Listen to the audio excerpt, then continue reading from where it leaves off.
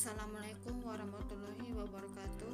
Perkenalkan, nama saya Estania Rambut Sunilana dengan NIM 18020020082.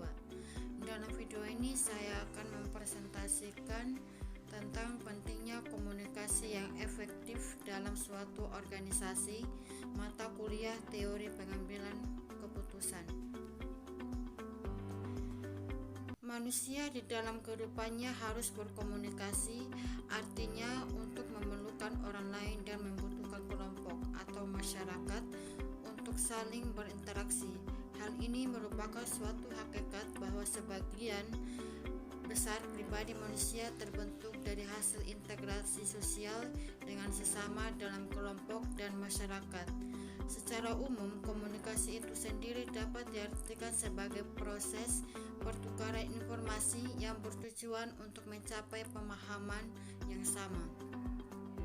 Pada prosesnya, komunikasi merupakan bagian penting dalam pembelajaran. Implikasinya di kelas dapat berupa partisipasi siswa, semisal mengangkat tangan menanggapi pernyataan guru atau mengajukan pertanyaan, menurut MD tahun 2010. Akan tetapi masih dapat kita jumpai adanya ungkapan miskomunikasi dalam kehidupan kita yang dapat berakibat buruk atau bahkan fatal. Salah satu hal yang menyebabkan banyak orang berselisih paham adalah karena kurangnya komunikasi. Komunikasi terkadang menjadi hal yang disepelekan, padahal kesalahan dalam komunikasi dapat menimbulkan sebuah permasalahan yang runyam dalam relasi dua atau lebih. Beberapa faktor dapat disebutkan mengapa hal ini bisa terjadi, akan tetapi hal penting yang paling mendasar yang dapat menjadi alasan utamanya adalah perbedaan pemahaman antara beberapa individu yang hidup pada kultur yang berbeda. Komunikasi yang efektif.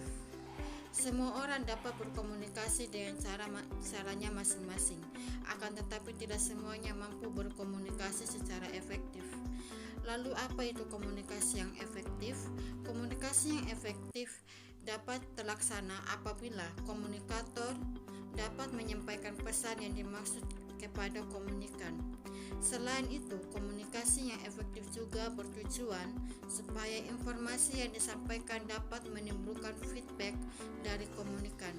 Karena alasan-alasan tersebut, maka proses komunikasi yang efektif haruslah dilakukan dengan menggunakan bahasa yang jelas dan dapat dipahami oleh orang lain.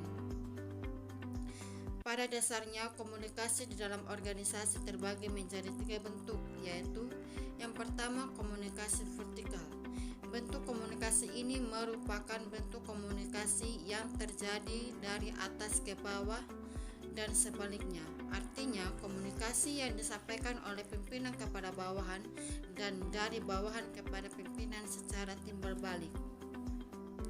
Fungsi komunikasi di bawah digunakan pimpinan untuk melaksanakan kebijakan prosedur kerja, peraturan dan instruksi, memonitor pelaksanaan kerja bawahan, menyampaikan pengarahan, evaluasi dan teguran, memberikan informasi mengenai tujuan organisasi, kebijakan-kebijakan organisasi dan insentif.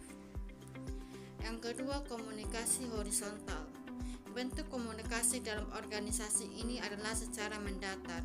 Komunikasi ini berlangsung di antara sesama karyawan atau pegawai dan sebagainya. Komunikasi horizontal ini biasanya berlangsung di dalam situasi yang tidak formal.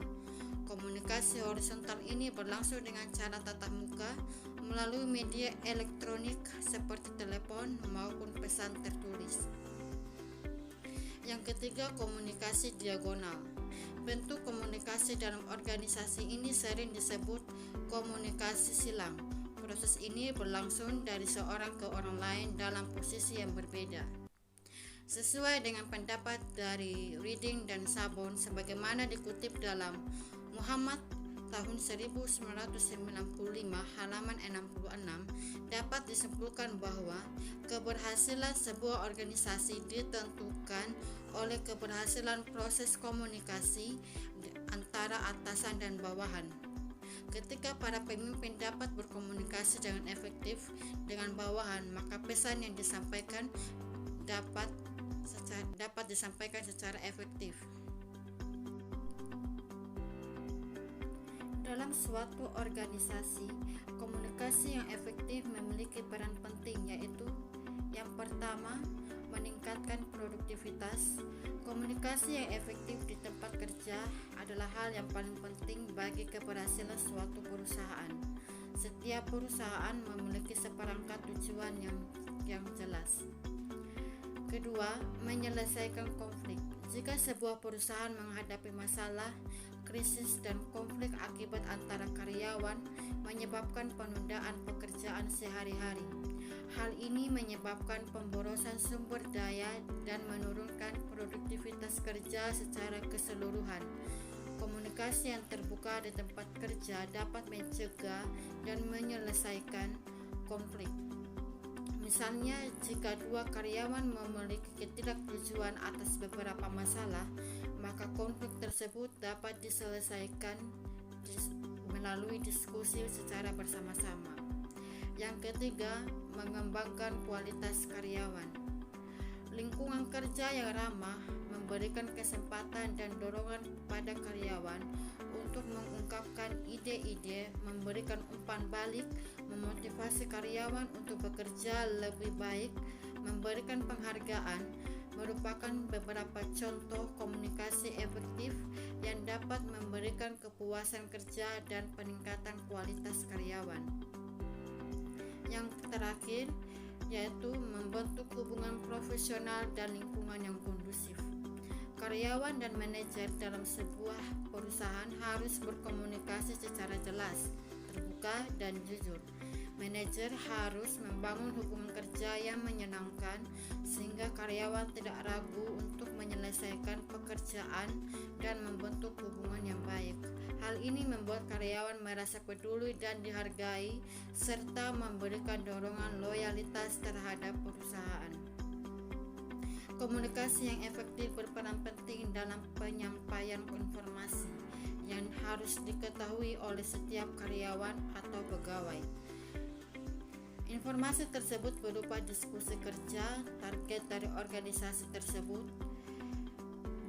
peran yang harus dijalankan oleh masing-masing karyawan atau pegawai, sampai masalah-masalah yang sedang dihadapi oleh masing-masing karyawan atau pegawai. Dan dengan demikian, komunikasi yang efektif memiliki peranan penting di dalam sebuah organisasi. Dari komunikasi yang efektif akan menciptakan hasil yang selaras dan tercapainya target atau visi dan misi dari organisasi tersebut. Demikian video presentasi saya. Mohon maaf jika terjadi kesalahan dalam pengucapan kata. Assalamualaikum warahmatullahi wabarakatuh.